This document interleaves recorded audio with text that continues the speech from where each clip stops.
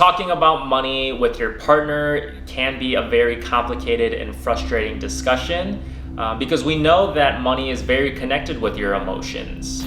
Hey everyone, welcome back. My name is Kevin Yu and I am a registered marriage and family therapist. And today I wanted to share with you what I would tell my couples clients on how to manage their money more effectively. Money and relationships are a tricky thing. Talking about money with your partner can be a very complicated and frustrating discussion because we know that money is very connected with your emotions. And one of the common issues is because it is so emotionally triggering and complicated to discuss, no one really wants to talk about it. And because no one is talking about their finances and their money and their relationship, this is a big reason why divorce is on the rise when it comes to money. A couple of things that causes divorce because of finances is mismatched financial priorities. Maybe someone is focusing more money on their startup. Maybe one of the partners wants more money to spend on their school's education, and them not seeing eye to eye with one another causes a lot of conflict, as well as unexpected expenses.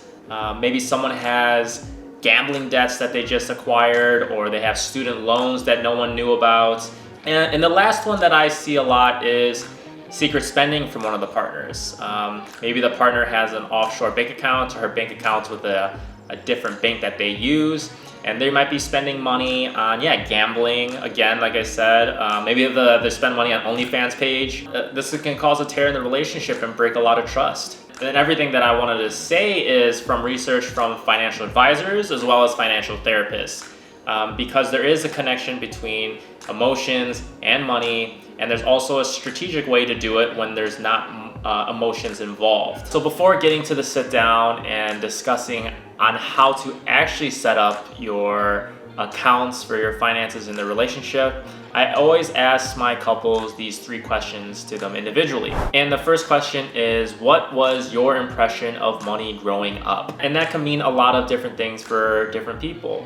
And the second question I would ask is, how much financial support do you need to feel comfortable? And the last question that I would ask is, how do you correlate money and power in the household? So now that we arrive at this sit down, financial advisors, financial therapists, and I would recommend you having at least of a minimum of 3 separate bank accounts in the household. So whether you're in a domestic partnership, if you are engaged, or you're about to get married, or you are married, I would recommend to have at least a minimum of 3 separate bank accounts. And what do these bank accounts do?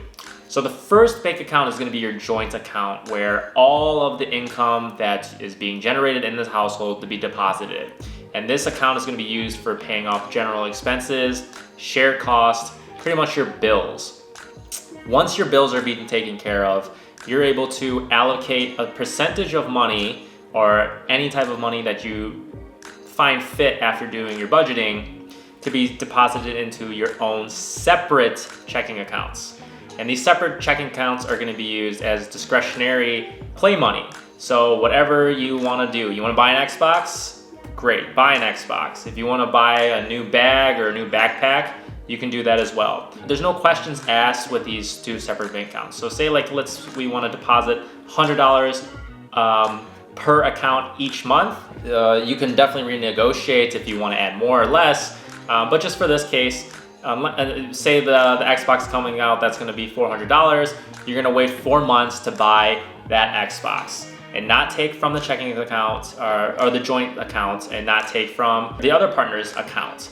This account is going to be used for your discretionary purposes only, fun money. The great reason to create this account is that it takes away from your partner discovering secret spending. This is all upfront. You have an account to spend, and it makes money more transparent in the relationship. So that's the 3 minimum accounts that I would recommend. You can do more.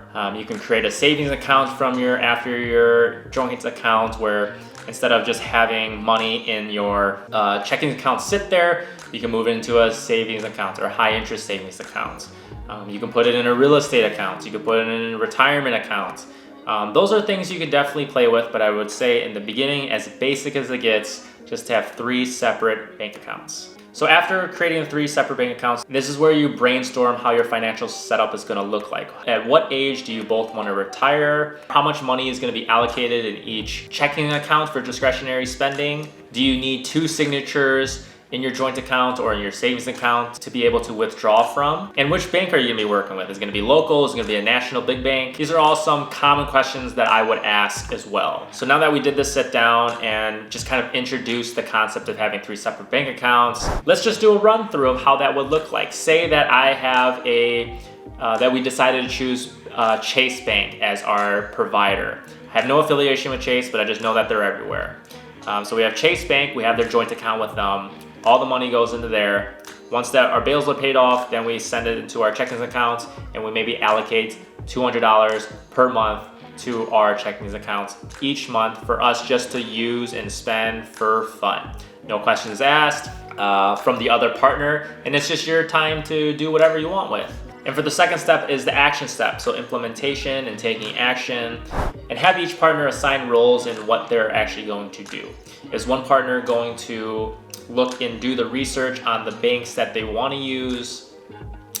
Maybe one partner is going to look into the index funds or other different type of retirement accounts that they want to consider. Having that open dialogue just creates a lot of transparency around money, and it gives a lot of ownership for both parties to know where their money is going and where their money is coming from. And after you take action and assign your roles and you actually create the accounts, then this is where you can adjust it after experimenting a couple of months. Maybe you're not satisfied with the amount of money that's going into each discretionary checking account, or maybe you want to create another account aside from just your basic joint checking account. This is going to be a forever fluid conversation between each partner. And if this ever gets out of hand, you can always contact a financial advisor who's going to help you more with the strategy and some insight about actually setting up the accounts. Or you can contact a financial therapist whose role is going to be more talking about the emotions and the meaning behind setting up specific accounts or talking about money. And with all that being said, don't forget that you both are on the same team and money represents itself differently for different people. Be patient, be vulnerable when you are discussing something hard. Thanks again for checking out my channel. Please like and subscribe if you found this video helpful. And share this with a partner of yours or a potential partner that you are thinking about setting up finances with. And thanks again, I'm going to keep continuing posting videos about mental health, physical health, and just overall wellness. And that's it. I'll catch you on the next one. Peace.